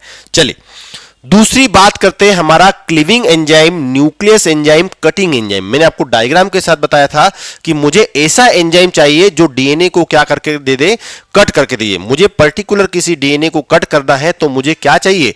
एक एंजाइम चाहिए जिसको हम क्या कहेंगे? क्लीविंग एंजाइम कहेंगे। नाम याद रखना है, क्लीविंग एंजाइम कहें, न्यूक्लियस एंजाइम कहे। न्यूक्लियस का मतलब न्यूक्लिक एसिड को कट करने वाला। डीएनए क्या है? न्यूक्लिक एसिड है, तो न्यूक्लिक एसिड को कट करने वाला क्लीविंग एंजाइम कहलाएगा। और या कट कर रहे हैं तो कटिंग एंजाइम, तीनों वर्ड एक ही है। तो यहां पर ये क्लीविंग एंजाइम को मैंने किससे रिप्रेजेंट किया, आप समझ पा रहे होंगे। यहां पर सीजर से रिप्रेजेंट किया है। क्लीविंग एंजाइम को किससे रिप्रेजेंट किया है? सीजर से। तो आप देख रहे हैं coconut breaker lysing enzyme, scissor कौन हो गया? क्लीविंग एंजाइम, कटिंग एंजाइम या न्यूक्लियस एंजाइम भी बोल सकते हैं आप। दूसरा जो है मैंने यहां पर अगला एंजाइम जो बताया है वो है डीएनए लाइगेज। ये मोस्ट इंपोर्टेंट है। चलिए यहां पर हम देख लें, ये ए हो गया, ये हमारा बी हो गया, यहां पर हमारा सी ये हो जाएगा। सी कौन हो जाएगा? DNA ligase. तो डीएनए लाइगेज क्या होगा? डीएनए लाइगेज ग्लू का काम करेगा, जॉइनिंग का काम करेगा, फेविकोल का काम करेगा। तो यहां पर आप देख रहे हैं, यहां पर आप देख रहे होंगे कि ये फेविकोल को मैंने रिप्रेजेंट किया है किससे? ये फेविकोल को मैंने रिप्रेजेंट किया है किससे? इन फेविकोल को मैंने रिप्रेजेंट किया है डीएनए लाइगेज से। तो ये अलग अलग जो है, जो टूल्स हैं उनको मैं रिप्रेजेंट कर रहा हूं, अच्छी तरह के समझाने की कोशिश की है विद एग्जांपल। तो coconut oil lysing enzyme, scissor जो है cleaving enzyme, cutting enzyme, nucleus enzyme, Fevicol या ग्लू आप बोल सकते हैं डीएनए लाइगेज को। निकनेम पर क्वेश्चन 100% पूछा जाएगा। और यदि आपने देखा हो तो यहां पर नीट में ऑलरेडी इन पर क्वेश्चन पूछा गया है। ये नीट में इन एंजाइम पर से 100% जो है वो क्वेश्चन जो है पूछा जाता है। तो ये आपको मोस्ट इंपोर्टेंट टूल जो है आपको याद रखना है। इन पर भी क्वेश्चन पूछे जाते हैं, कैसे पूछे जाएंगे वो हम आप थोड़ा 1 बाय 1 डिस्कस करेंगे। चलिए अब बात करते हैं हम किसकी? डीएनए लाइगेज की हो गई। अब हम बात करते हैं, हमने टूल्स के बारे में देखा था, टूल्स के बारे में भी देखा था। अब बात करते हैं हम किसके? देन कुरियर बॉय की। तो कुरियर बॉय यहां पर किससे रिप्रेजेंट हो रहा है? कुरियर बॉय किसको रिप्रेजेंट कर रहा है? तो कुरियर बॉय का मतलब यहां पर क्या हुआ? वेक्टर की बात कर रहे हैं हम। किसकी बात कर रहे हैं? वेक्टर की बात कर रहे हैं। किसकी बात कर रहे हैं हम? वेक्टर। अब ये वेक्टर क्या चीज है? जो वेक्टर है, जो डिजायर डीएनए जो हमारा है, जीन ऑफ इंटरेस्ट है, उसको क्या करके दे दे? हमको कॉपी करके दे दे और पर्टिकुलर एक प्लेस पर क्या कर दे? ट्रांसफर कर दे। तो ये प्लाज्मिड जो है कुरियर बॉय की तरह काम करता है। ये कुरियर ट्रांसफर करने का काम करेगा। जो भी हमारा आइटम है उसको पर्टिकुलर प्लेस पर सेफ्टली क्या करेगा? पहुंचाएगा। तो ये बात आपको समझ में आ गई होगी।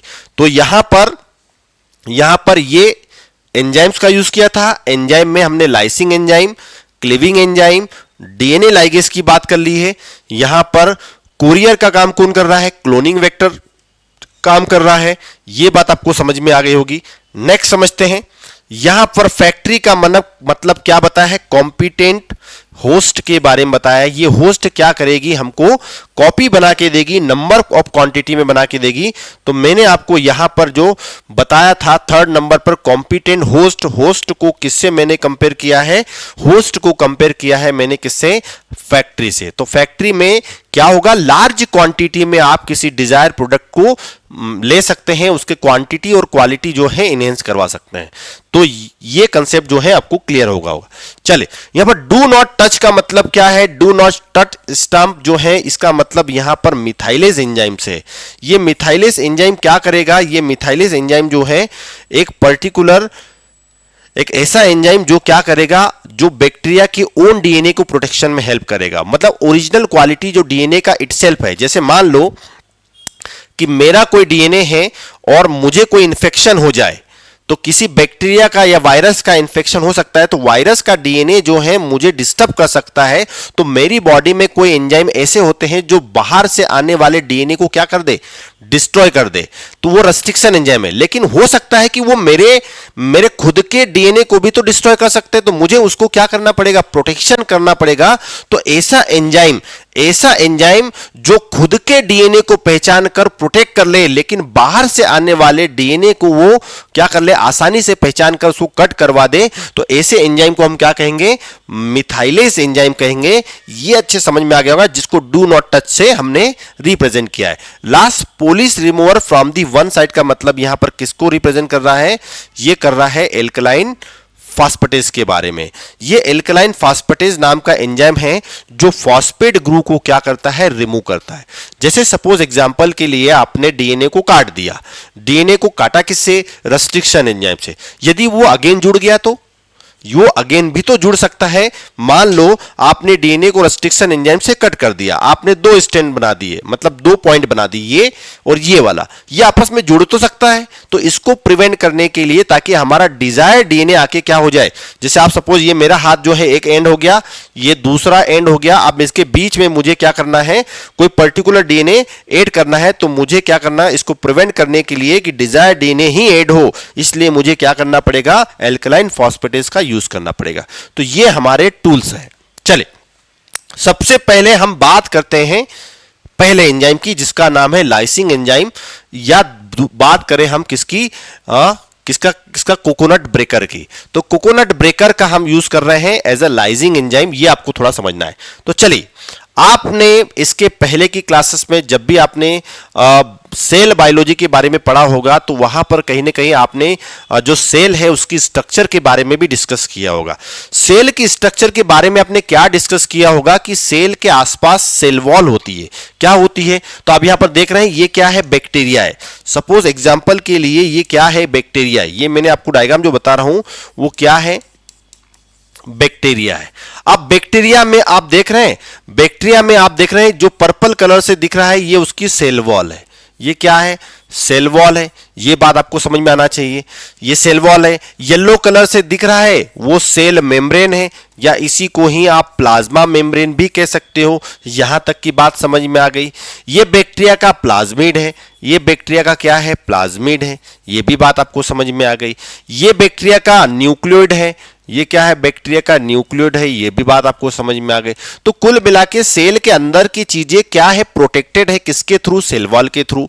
तो ये बैक्टीरिया की बात की मैंने। अब मैं बात करता हूं किसकी, प्लांट की। ये कौन सी सेल है, प्लांट सेल है। ये कौन सी सेल है, प्लांट सेल है। कौन सी सेल है, इसको मैं अच्छे से और क्लियर करके लिख दूं, ये है प्लांट सेल। ये कौन सी सेल है, ये प्लांट सेल। अब प्लांट सेल में भी आप देख रहे हैं, ये क्या है, सेल वॉल है पर्पल कलर वाली, येलो कलर वाली सेल मेम्ब्रेन है। ये उसका क्या है, न्यूक्लियस है। ये क्या है, न्यूक्लियस है। और न्यूक्लियस के अंदर आप उसका क्या देख रहे हैं, डीएनए देख रहे हैं। तो ये टोटली डीएनए जो यहां पर भी कवर है, किसके, प्रोटेक्टिंग कवरिंग, जिसको हम सेल वॉल कहते हैं। तो मुझे कोई ऐसा ब्रेकर चाहिए, कोई ऐसा इंस्ट्रूमेंट चाहिए जो इस सेल वॉल को तोड़ दे। बिना सेल वॉल के तोड़े आप डीएनए तक नहीं पहुंच पाएंगे। तो मुझे क्या करना पड़ेगा, इस सेल वॉल को ब्रेक करना पड़ेगा। इस सेल वॉल को क्या करना पड़ेगा, ब्रेक करना पड़ेगा। और सेल वॉल को ब्रेक कर पाऊंगा तभी जाके मैं क्या कर पाऊंगा, डीएनए को आइसोलेट कर पाऊंगा। तो क्या आप मेरी बात समझ पा रहे हैं कि यहां पर कोकोनट ब्रेकर मतलब लाइसिंग एंजाइम का यूज क्या है। ये है लाइसिंग एंजाइम। तो लाइसिंग एंजाइम क्या करेगा, तो lysing enzyme are enzyme use to break and open cell wall को तोड़ेगा, सेल वॉल को ब्रेक करेगा और उसको ओपन कर देगा। इसका मीनिंग आपको क्या समझ में आया कि जो लाइसिंग एंजाइम्स होते हैं, इन लाइसिंग एंजाइम का काम क्या होता है, ये क्या करते हैं, ब्रेक और ओपन करते हैं, किसको, सेल को, ताकि आप डीएनए कैन बी रिलीज, ये डीएनए जो है बाहर आ जाए, ये डीएनए भी बाहर आ जाए। जब तक सेल वॉल को नहीं हटाओगे, सेल मेम्ब्रेन को नहीं हटाओगे, सेल के डीएनए के अंदर पहुंच ही नहीं पाओगे, सेल को आइसोलेट नहीं कर पाओगे। सो जब भी आपको रिकॉम्बिनेंट डीएनए टेक्नोलॉजी में जब भी आपको नया डीएनए कोई बनाना है, तो सबसे पहले सेल की मेम्ब्रेन, सेल के वॉल को तोड़ना पड़ेगा। ये बात आपको समझ में आ गई होगी। ये बेहतरीन जो कंसेप्ट है आपको समझ में आ गया होगा। मतलब without lysing enzyme, without lysing enzyme we can not reach DNA inside the cell. यदि आपके पास लाइसिंग एंजाइम नहीं है, तो लाइसिंग एंजाइम यदि नहीं है तो आप सेल के डीएनए तक नहीं पहुंच पाएंगे। यह बेसिक कंसेप्ट है बायोटेक्नोलॉजी का, रिकॉम्बिनेंट डीएनए टेक्नोलॉजी का। तो क्या आपको मेरी बातें यहां तक का जो डायग्रामेटिक रिप्रेजेंटेशन है वो समझ में आया? क्या आपको ये बेसिक कंसेप्ट समझ में आया कि बायोटेक्नोलॉजी में पहला जो टूल है वो एंजाइम है, उसमें भी हमने महत्वपूर्ण एक बहुत ज्यादा इंपॉर्टेंट एंजाइम के बारे में डिस्कस किया है जिसका नाम है लाइसिंग एंजाइम, जो क्या करेगा, सेल वॉल को ब्रेक करेगा। तो ये बात आपको समझ में आना चाहिए। मोस्ट इंपॉर्टेंट यहां से क्वेश्चन जो है वो 100% आ सकता है नीट के अंदर। क्या क्वेश्चन आ सकता है कि अब हमको यह पता होना चाहिए कि मैं जीन ऑफ इंटरेस्ट यदि मुझे इंसर्ट करना है तो वो कौन सी सेल है जिसकी सेल वॉल किस कंपोनेंट की बनी है। सपोज मैं एंजाइम यूज कर रहा हूं, देखिए मेरे पास 3 एंजाइम है जो लाइसिंग एंजाइम है। ये कौन से एंजाइम है? ये लाइसिंग एंजाइम है। हम जिनकी बात कर रहे हैं ये कौन से एंजाइम है? ये सब के सब लाइसिंग एंजाइम है। कैसे एंजाइम है? लाइसिंग एंजाइम है। अब ये कौन से लाइसिंग एंजाइम है? तो आप देख रहे हैं यहां पर 3 तरह के लाइसिंग एंजाइम दिख रहे हैं। पहला लाइसोजाइम, पहला एंजाइम कौन सा है? लाइसोजाइम। दूसरा कौन सा है? सेल्यूलेज। तीसरा एंजाइम कौन सा है? काइटिनेज। ये आपको याद रखना है। क्या याद रखना है? पहला एंजाइम लाइसोजाइम, दूसरा एंजाइम सेल्यूलेज, तीसरा एंजाइम काइटिनेज। अब क्वेश्चन ये है कि ये तीनों एंजाइम क्या है? लाइसिंग एंजाइम है। ये लाइसिंग क्या है? कोकोनट ब्रेकर है। तो पहली बात आप मुझे बताइए, लाइसोजाइम किसको ब्रेक करेगा? लाइसोजाइम ऐसा एंजाइम है जो क्या करेगा? वो ब्रेक करेगा। तो it break cell wall, it break cell wall of bacteria. Bacteria की सेल को रिमूव करना है, तो बैक्टीरिया की सेल को रिमूव करने के लिए क्या यूज करना पड़ेगा? इस लाइसोजाइम का यूज करना पड़ेगा। तो मैं यहां पर थोड़ा मॉडिफिकेशन करके लिख दूं बेटा, ये मैं थोड़ा यहां पर बता दूं कि बैक्टीरिया की जो सेल है, bacterial cell wall, bacterial cell wall, इसका टारगेट क्या है? इस एंजाइम का टारगेट क्या है? Bacterial cell wall. और बैक्टीरियल सेल वॉल बनी किसकी होती है? पेप्टिडोग्लाइकेन की। पेप्टिडोग्लाइकेन, पेप्टिडोग्लाइकेन नाम का जो केमिकल है, पेप्टिडोग्लाइकेन नाम के केमिकल से क्या होती है? ये सेल वॉल बनी होती है। तो आपको ध्यान रखना होगा कि ये जो बैक्टीरिया दिख रहे हैं, ये पर्पल कलर से जो सेल वॉल दिख रही है पेप्टिडोग्लाइकेन है। और पेप्टिडोग्लाइकेन को आप लाइसिंग एंजाइम, कौन सा लाइसिंग एंजाइम? उसका नाम है लाइसोजाइम। इस लाइसोजाइम की हेल्प से बैक्टीरिया की पेप्टिडोग्लाइकेन को तोड़ सकते हैं और use for remove cell wall. ये आप ब्रेक करेंगे किसको? बैक्टीरिया की पेप्टिडोग्लाइकेन जो सेल वॉल है उसको तोड़ सकते हो। ये एंजाइम उसी को तोड़ेगा और पर्टिकुलरली सेल वॉल को रिमूव कर देगा। चलिए दूसरी तरफ मैंने डायग्राम में आपको बताया था, ये प्लांट सेल है। ये कौन सी सेल है? ये मान लो प्लांट सेल है। ये कौन सी सेल है?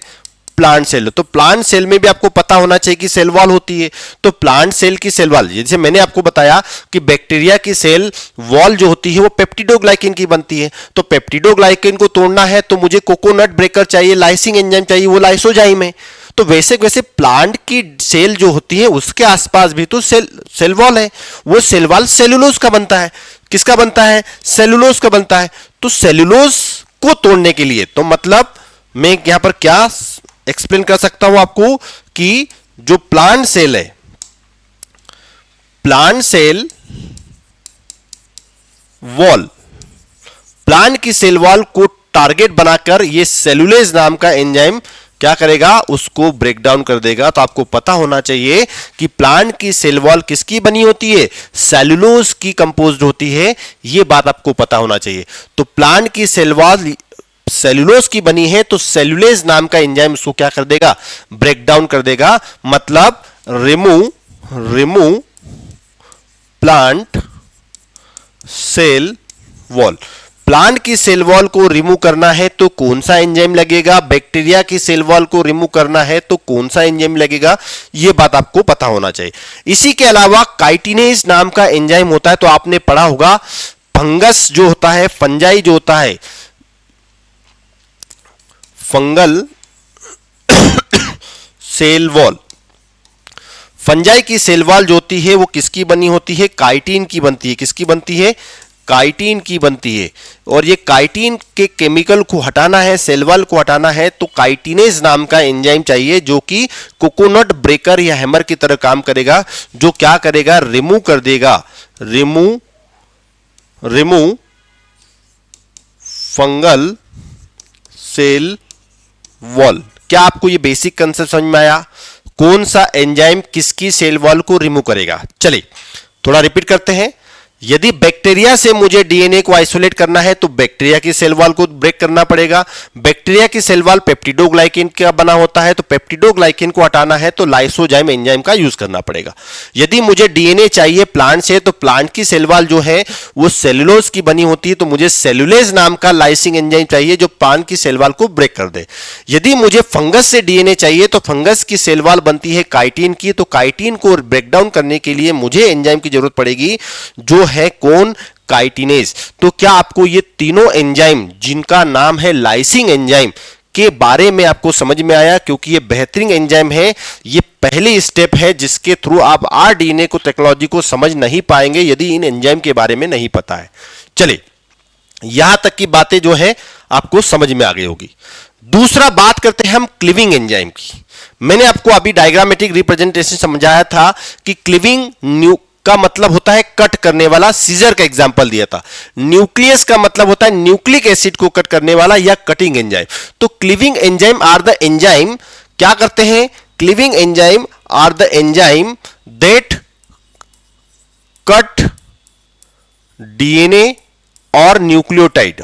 क्या बोल सकते हैं हम? इसको मैं और अच्छे से लिखने की कोशिश करूं तो यहां पर हम क्या लिख सकते हैं कि cleaving enzyme are the enzyme that cut DNA, या बोल सकते हैं न्यूक्लियोटाइड।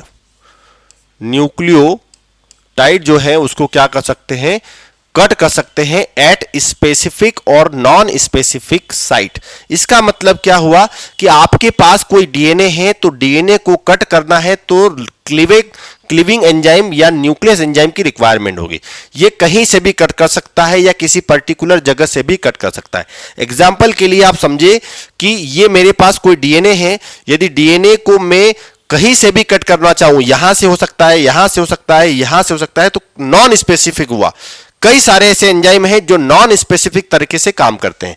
इसका मतलब वो कहीं से भी कट कर सकते हैं, लेकिन मैं चाहता हूं कि इस डीएनए को पर्टिकुलर यहीं से कट करना है, सेंटर से कट करना है, तो मेरे पास कुछ स्पेसिफिक एंजाइम भी होते हैं जो वहीं से कट करेंगे। तो यहां तक की बात आपको समझ में आ गई होगी। चलिए, तो क्लीविंग बोले, न्यूक्लियस बोले, ये तीनों बातें एक ही है।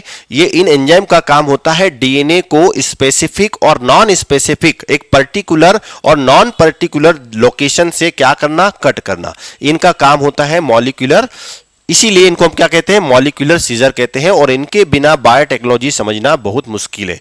ये मेन एंजाइम है, मतलब मैं बोल सकता हूं कि बायोटेक्नोलॉजी की जान है। कौन?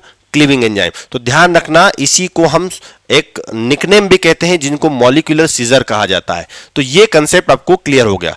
चलिए, सपोज कीजिए कि ये मेरे पास कोई डबल स्ट्रैंड डीएनए है। ये क्या है? डबल स्ट्रैंड डीएनए है। अब इस डबल स्ट्रैंड डीएनए को मुझे कट करना है, तो हो सकता है कि मेरी जो विश हो मैं वहीं से कट करना चाहूं। मैं चाहता हूं कि पर्टिकुलर सेंटर से कट करे, मैं चाहता हूं कि वो एंड से कट करे, कहीं से भी मैं चाहता हूं स्पेसिफिक जगह से कट करे। तो ये डीएनए जो है, तो कहीं पर कोई ऐसा एंजाइम हो सकता है, आप देख रहे हैं ये है रेस्ट्रिक्शन एंजाइम। ये कौन है? ये रेस्ट्रिक्शन एंजाइम है। तो ये रेस्ट्रिक्शन एंजाइम क्या कर सकता है? ये रेस्ट्रिक्शन एंजाइम दो तरीके से काम कर सकता है। पहला, ये स्पेसिफिक जगह से कट कर सकता है। स्पेसिफिक जगह का मतलब जहां से चाहिए, जहां से कट करवाना हो वहीं से। ये बात आप समझ गए होंगे। तो आप सपोज कर रहे हैं कि ये डीएनए है और मैंने चाहा कि ये डीएनए में कहां से कट करे? ये सेंटर से कट करे। तो मैंने इसको सेंटर से अप्लाई करवाया, मतलब वो डीएनए ऐसा यूज किया, ऐसा डीएनए यूज किया जो सेंटर से ही कट करे। तो आप देख रहे हैं इस डीएनए को उन्होंने कहां से कट किया? सेंटर से क्या कर दिया? कट कर दिया। तो ऐसा एंजाइम जो डीएनए को कट करे वो रेस्ट्रिक्शन एंजाइम कहलाएगा, या कह सकते हैं क्लीविंग एंजाइम कहलाएगा, या न्यूक्लियस एंजाइम कहलाएगा, या कटिंग एंजाइम कहलाएगा। ये चारों बातें एक ही है। क्या है इसको हम वन बाय वन और बेहतरीन कंसेप्ट के साथ और समझेंगे। चलिए, दूसरा रेस्ट्रिक्शन एंजाइम क्या कर सकता है? नॉन स्पेसिफिक तरीके से भी काम कर सकता है। स्पेसिफिक का मतलब क्या हुआ? एक पर्टिकुलर जगह से कट कर रहा है। नॉन स्पेसिफिक का मतलब क्या हुआ? वो हो सकता है यहां से भी कट कर दे, यहां से भी कर दे, यहां से भी कर दे। तो आप देख पा रहे हैं इसने इसको क्या किया, यहां से भी कट कर दिया, यहां से भी कट कर दिया, यहां से भी कट कर दिया, मतलब कहीं से भी वो कट कर सकता है। इसलिए उसको क्या कहा हमने? नॉन स्पेसिफिक कहा, स्पेसिफिक कहा, नॉन स्पेसिफिक कहा। ये रेस्ट्रिक्शन एंजाइम की क्वालिटी होती है। तो ऐसे एंजाइम जो डीएनए को स्पेसिफिक और नॉन स्पेसिफिक दोनों जगह से कट करें, ऐसे एंजाइम को हम क्लीविंग एंजाइम कहेंगे। और इसका एग्जाम्पल मैंने सीजर से बताया था, इसलिए इनको मॉलिक्यूलर सीजर भी कहा जाता है। चलिए, अब बात करते हैं क्लीविंग एंजाइम के टाइप्स की। ये क्लीविंग एंजाइम कहें, न्यूक्लियस कहें, ये दोनों एंजाइम जो है दो तरह से होते हैं। पहला होता है एक्सोन्यूक्लियस और दूसरा होता है इंडोन्यूक्लियस। सपोज हम एग्जांपल के थ्रू समझते हैं। ये सपोज कोई डीएनए, चलिए डायग्राम को ही हम रिप्रेजेंटेशन करते हैं। देखिए, मेरे पास कोई डीएनए है, ये डीएनए है। ये कौन सा डीएनए है? ये डीएस डीएनए है, डबल स्ट्रैंड डीएनए है। अब इस डीएनए में मुझे कट करना है, तो पहला केस क्या हो सकता है? पहला केस ये है कि मैं चाहता हूं कि इस डीएनए में पर्टिकुलर जगह पे डीएनए के सेंटर से कट हो। ये डीएनए जो है, ये डीएनए है, इस डीएनए के सेंटर से मैं कट करना चाहता हूं, इस डीएनए के सेंटर से कट करना चाहता हूं। तो सेंटर का मतलब क्या हो गया कि ये कहां की बात हो रही है? ये इसके विदिन बात हो रही है, डीएनए के विदिन बात हो रही है। डीएनए का विदिन का मतलब सेंटर वाला, एंड की बात नहीं, ये एंड है, ये एंड की बात हो रही है, ये भी एंड है। ये आप समझ पा रहे होंगे, मैं एंड की बात नहीं कर रहा हूं, किनार की बात नहीं कर रहा हूं, मैं तो बीच की बात कर रहा हूं। तो ऐसा एंजाइम जो डीएनए को विदिन काटे, विदिन का मतलब एंड पर नहीं, बीच सेंटर से काटे। बीच सेंटर में वो कहीं भी हो सकता है, लेकिन एंड पर नहीं होना चाहिए। तो ऐसा एंजाइम जो डीएनए को कहां से कटे? विदिन एंजाइम से कट करे, ऐसे एंजाइम को हम इंडोन्यूक्लियस कहते हैं। और ऐसा एंजाइम जो क्या कहां से कट करे? एक्सो का मतलब होता है एग्जिट, एंड की तरफ कटे। कहां से कट करे? यहां से कट करे, यहां से कट सकता है, देखो यहां से कट कर सकता है, या तो यहां से कट कर सकता है। तो आप देख रहे हैं जो कट कहां से कर रहा है, जो कट कहां से कर रहा है, वो पर्टिकुलर एंड से कट कर रहा है। या तो वो यहां से कट कर सकता है, या तो वो यहां से कट कर सकता है, सेंटर से नहीं। एक्सोन्यूक्लियस एंजाइम कहलाएगा। तो देखिए जो क्लीविंग एंजाइम है वो दो तरह से काम कर सकते हैं। क्लीविंग एंजाइम वो एंड पर काम कर सकते हैं या विदिन काम कर सकते हैं। ये बात आपको समझ में आ गई होगी। तो ये कहां कट करेगा? ये कट एट द एंड। ये बात आपको समझ में आ गई होगी। ये कहां कट करेगा? एट द एंड कट करेगा। एट द एंड का मतलब क्या हो गया? किनार पे कट करेगा। अभी ये देख रहे होंगे ये एंड है। लेकिन एक ऐसा भी एंजाइम है जो क्या करेगा? वो इंडोन्यूक्लियस है। इंडोन्यूक्लियस का मतलब ये कहां कट करेगा? Cut within DNA. Within DNA का मतलब होता है डीएनए को एंड से कट नहीं करेगा, उसके सेंटर से कट करेगा। तो ऐसे एंजाइम को हम क्या कहेंगे? Nucleus enzyme. और मोस्ट टाइम पे यदि आपसे इंडोन्यूक्लियस का एग्जांपल यदि पूछा जाता है तो एग्जांपल में आपको याद रखना है रेस्ट्रिक्शन इंडोन्यूक्लियस। रेस्ट्रिक्शन इंडोन्यूक्लियस आपने बायोटेक्नोलॉजी में यदि रीड किया होगा तो रेस्ट्रिक्शन इंडोन्यूक्लियस लिखा है, तो इंडोन्यूक्लियस आपको समझ में आ रहा है वो कहां से कट करेगा? ऐसा एंजाइम जो डीएनए को बीच से कट करेगा, कहीं पर भी कट सकता है बट एंड पर नहीं। तो ऐसे एंजाइम को हम क्या कहेंगे? रेस्ट्रिक्शन इंडोन्यूक्लियस कहेंगे, जो किसका एग्जांपल है? क्लीविंग एंजाइम में इंडोन्यूक्लियस। तो एक्सो का मतलब यहां पर क्या हुआ? एक्सो का मतलब यहां पर क्या हुआ? एक्सो का मतलब क्या हुआ? At the and. कहां कट करेगा? एट दी एंड करेगा, किनार पर कट करेगा। न्यूक्लियस का मतलब बन जाए एंजाइम, ऐसा एंजाइम विच कट डीएनए, या हम बोल सकते हैं न्यूक्लिक एसिड। न्यूक्लिक एसिड का मतलब ही डीएनए होता है। तो ऐसा एंजाइम जो डीएनए को कट करे, कहां से कट करे? एंड से कट करे, और ऐसा एंजाइम जो न्यूक्लिक एसिड को कट करे उसको न्यूक्लियस कहेंगे। तो ऐसे दोनों को मिला के हमने क्या कहा, एक्सो न्यूक्लियस कहा। जो एग्जिट इंडो का मतलब क्या होगा, यहां पर एंड का मतलब क्या होता है, एग्जिट मतलब किनार पर जो है वो क्या कर रहा है, कट कर रहा है। तो ये बात आपको समझ में आ गई होगी। तो एक्सोन्यूक्लियस एंजाइम क्या करते हैं, exonuclease enzyme remove nucleotide from the end of DNA. ये कहां से कट कर रहा है, एंड ऑफ द डीएनए से कट कर रहा है। इसका मतलब क्या हुआ, इसका मतलब ये हुआ कि वो टर्मिनल कट कर रहा है। टर्मिनल कट का मतलब टर्मिनल एंड से कट कर रहा है। तो यहां तक का कंसेप्ट समझ में आ गया होगा। तो आप देखें, डीएनए के अंदर दो हो सकता है, 2 पॉइंट हो सकते हैं, या तो 5 डेज हो सकता है या तो 3 डेज हो सकता है। यदि 3 डेज हो सकता है तो या तो 5 डेज हो सकता है। तो इसका मतलब क्या है कि ये जो एंजाइम है, एक्सोन्यूक्लियस एंजाइम है, वो कट करता है, एंड पर कट करता है। दूसरी बात, वो टर्मिनल कट करने के साथ साथ वो क्या कर सकता है, can degrade the DNA from the either side. या तो वो 3 डेज पर भी कट कर सकता है और 5 डेज पर भी कट कर सकता है, आइदर दी 3 डेज और 5 डेज एंड।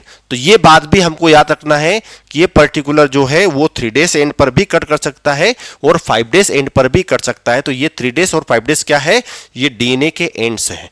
ये बात आपको समझ में आ गई होगी। चलिए, इंडो का मतलब क्या होता है, इंडो का मतलब होता है विदिन।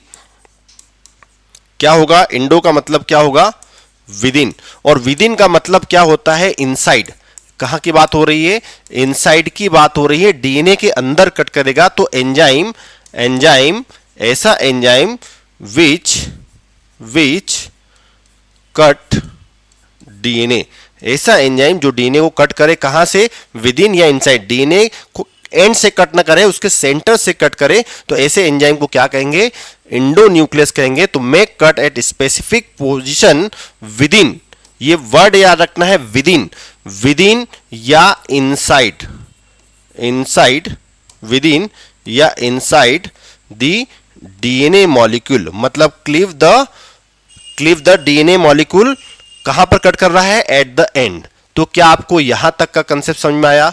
तो एक्सोन्यूक्लियस, इंडोन्यूक्लियस दोनों ही क्लीविंग एंजाइम है, और इन एंजाइम के हेल्प से हम रिकॉम्बिनेंट डीएनए टेक्नोलॉजी को आसानी से समझ सकते हैं। चलिए, अब थोड़ा एक बात समझते हैं कि ये इनसाइड कट कर रहा है, ये आउटसाइड कट कर रहा है। यहां पर एंड बोल दो, एग्जिट बोल दो, या एक वर्ड और बोल सकते हैं, आउटसाइड भी बोल सकते हो आप। आउटसाइड कट कर रहा है, इसका मतलब क्या है, वो किनार पे कट कर रहा है। तो ये कट कर रहे हैं, तो ये कर क्या रहे हैं, किसको कट कर रहे हैं, कौन से बोन को कट कर रहे हैं, तो ये फॉस्फोडाइस्टर, क्लीव दी फॉस्फोडाइस्टर बोन। ये किनको कट करते हैं, फॉस्फोडाइएस्टर बोन।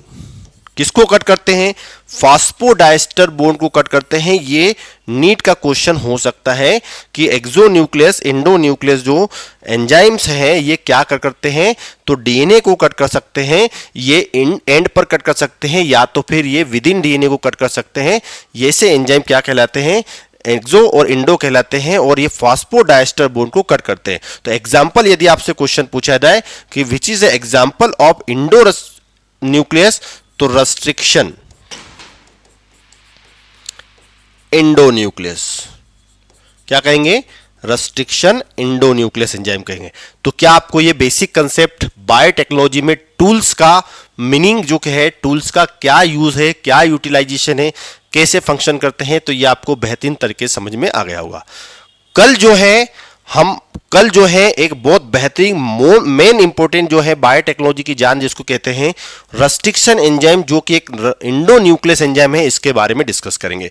तो आज हमने केवल अभी 2 टूल के बारे में पढ़ा, जो कि लाइसिंग एंजाइम था, जिसमें लाइसोजाइम के बारे में पढ़ा, दूसरा सेलुलेज नाम के एंजाइम जो प्लांट के सेल वॉल को ब्रेक डाउन करेगा, और दूसरा काइटिनेस एंजाइम के बारे में डिस्कस किया, जो तीनों मिलकर क्या है, वो लाइसिक एंजाइम है। इसके अलावा हमने थोड़ा बेसिक कंसेप्ट के बारे में क्लीविंग एंजाइम के बारे में पढ़ा है। क्लीविंग एंजाइम जो डीएनए को क्या करे, कट करेगा कहां से, स्पेसिफिक और नॉन स्पेसिफिक जगह से। तो ये एंड पर भी कट कर सकता है, एक्सो न्यूक्लियस कहलाएगा, विद इन डीएनए में कट कर सकता है, इंडो न्यूक्लियस कहलाएगा। इंडो न्यूक्लियस का जो एग्जांपल है वो रेस्ट्रिक्शन इंडो न्यूक्लियस है, जिसको हम मॉलिक्यूलर सीजर भी कहते हैं। तो कल के लेक्चर में हम मॉलिक्यूलर सीजर की बात करेंगे, जिसको हम रेस्ट्रिक्शन इंडो न्यूक्लियस कहते हैं। तो आज तक आज तक का जो अभी तक का जो टारगेट था हमारा, आज 2 टारगेट हमारे थे, वो पर्टिकुलरली इस जो मेन एंजाइम है बायोटेक्नोलॉजी के। तो चलिए, अभी तक हमने जो डिस्कस किया है उसके बेस पर क्या हमारे से कुछ बेसिक कंसेप्ट वाले क्वेश्चन जो है बन पा रहे हैं या नहीं। चलिए, पहले हम बात करते हैं पहला question, Paul Berg combined DNA from. Paul Berg साहब ने जो एक्सपेरिमेंट किया था उनमें उन्होंने क्या किया था, किसी एक पर्टिकुलर डीएनए को कंबाइन किया था किसी दूसरे ऑर्गेनिज्म। तो आप ध्यान रखेंगे, तो SV40 जो वायरस था उसके डीएनए को क्या किया था, ई कोलाई के डीएनए के साथ क्या कर दिया था, ज्वाइन कर दिया था। तो आप बात समझ रहे, ह्यूमन एंड बैक्टीरिया डिसीज नहीं, ये हमने डिस्कस नहीं किया। दूसरी बात, virus and bacteria, yes, SV40 कौन सा वायरस था, ये हमारा आंसर सही हो जाएगा। तो SV40 जो वायरस था, वायरस के जीन को बैक्टीरिया के प्लाज्मिड के साथ क्या कर दिया था, उन्होंने ऐड कर दिया था। तो ये हमारा राइट आंसर है। 2 बैक्टीरियल स्पीसीज नहीं, प्लांट एंड वायरस स्पीसीज नहीं। तो ये कंसेप्ट हमको एक्सपेरिमेंट से समझ में आया था कि बैक्टीरिया के प्लाज्मिड में SV40 वायरस के जीन को इन्होंने क्या कर दिया था, ऐड कर दिया। चलिए, introduction of recombinant DNA into host cell is called. जब आपने रिकॉम्बिनेंट डीएनए बना दिया, एक स्पीसीज के डीएनए को दूसरी स्पीसीज डीएनए के साथ जोड़ दिया, इसको रिकॉम्बिनेंट बना दिया। अब इस रिकॉम्बिनेंट डीएनए को होस्ट सेल में डालना पड़ेगा, होस्ट सेल के अंदर ट्रांसफर करना पड़ेगा, ताकि उसकी मल्टीपल कॉपीज बन जाए। और इसी प्रोसेस को हम क्या कहेंगे, ट्रांसफॉर्मेशन कहेंगे। तो ट्रांसफर करने की प्रोसेस, किसी फॉरेन डीएनए को आपने प्लाज्मिड में जोड़ दिया, प्लाज्मिड को किसी सेल के अंदर ट्रांसफर करने की प्रोसेस क्या कहलाएगी, ट्रांसफॉर्मेशन कहलाएगी। तो ये बात आपको समझ, लाइगेशन नहीं होगा, लाइगेशन का मतलब तो एडिंग होता है। ट्रांसक्रिप्शन होगा, डीएनए से आरएनए बनना, ट्रांसक्रिप्शन होगा, ये भी नहीं। ट्रांसफॉर्मेशन यही है, ट्रांसफॉर्मेशन का मतलब होता है किसी पर्टिकुलर फॉरेन डीएनए को हम क्या कर दे, सेल के अंदर ट्रांसफर करवा दें, ये ट्रांसफॉर्मेशन होगा। ट्रांसलेशन तो प्रोटीन सिंथेसिस को कहते हैं, ये भी हमारा ऑप्शन नहीं है। तो क्या आपको ये कंसेप्ट समझ में आया। चलिए, cleaving enzyme in biotechnology are also called. Cleaving enzyme जो है, जिनको हम कटिंग एंजाइम भी कहते हैं, जिनको हम न्यूक्लियस एंजाइम भी कहते हैं। तो क्या ये लाइगेज एंजाइम है, नहीं, ये लाइगेज एंजाइम नहीं है। क्या ये पॉलीमरेज एंजाइम है, नहीं, ये पॉलीमरेज एंजाइम भी नहीं है। अभी मैंने बताया था, इन्हीं को रेस्ट्रिक्शन इंडो न्यूक्लियस कहा जाता है। ये रेस्ट्रिक्शन क्यों नाम दिया गया है, इसको हम कल के लेक्चर में बहुत अच्छे तरीके से समझेंगे। चलिए, तो ये बात आपको समझ में आ गई होगी। और ट्रांसक्रिप्टेस ये भी नहीं होगा, ये भी आपको बहुत अच्छे समझ में आ गया होगा। तो कुल मिला के सही आंसर क्या होगा, रेस्ट्रिक्शन इंडो न्यूक्लियस। चलिए, अब बात करते हैं function of restriction enzyme in the bacteria is to. ये आप अभी नहीं बता पाएंगे, क्योंकि ये हम कल के एक्सपेरिमेंट में समझ पाएंगे। लेकिन कोशिश करते हैं कि रेस्ट्रिक्शन जो एंजाइम है, इनका काम क्या होता है, हेल्प इन प्रोटीन सिंथेसिस, नहीं, इनका काम तो केवल कट करने का होता है। तो protect bacteria from bacteriophage infection, ये आंसर सही हो सकता है। रेप्लिकेट डीएनए, नहीं। रिपेयर म्यूटेशंस, नहीं। इसका मतलब क्या है कि मैंने आपको अभी बताया था कि यदि मेरी बॉडी में मेरा डीएनए है और यदि किसी दूसरे ऑर्गेनिज्म का डीएनए मेरे अंदर आ जाए, तो मेरे अंदर प्रेजेंट जो रेस्ट्रिक्शन एंजाइम है वो बाहर से आए हुए डीएनए को क्या करेंगे, कट करेंगे। लेकिन वो कट मेरे डीएनए को भी कर सकते हैं। तो ये चांसेस हो सकता है। बात समझ में आ रहा है। तो रेस्ट्रिक्शन एंजाइम का काम क्या होता है, बाहर से जो आया हुआ बैक्टीरियोफाज का इंफेक्शन जो है उसके डीएनए को कट करना। क्योंकि मेरी बॉडी में हो सकता है कि कोई ऐसी प्रोटेक्शन वाली मैकेनिज्म भी हो जो मेरे डीएनए को बचा दे, तो वो पर्टिकुलर उसी डीएनए को कट करे। तो यहां तक का कंसेप्ट जो है आपको बहुत बेहतरीन तरीके से समझ में आया होगा। चलिए, सभी को बहुत सारा धन्यवाद, बहुत सारा थैंक यू, आपने जो इतनी देर तक मुझे सुना। आई होप आपको सभी बातें मेरी बायोटेक्नोलॉजी के लेक्चर से रिलेटेड, जो रेस्ट्रिक्शन एंजाइम की बात करें या हम मॉलिक्यूलर टूल्स की बात करें, रिकॉम्बिनेंट डीएनए टेक्नोलॉजी की बात करें, ये बेसिक कंसेप्ट आपको समझ में आ गए होंगे। तो चलिए, सभी को best of luck. Next lecture में हम नए कंसेप्ट को लेकर चलेंगे। तब तक के लिए थैंक यू सो मच, धन्यवाद।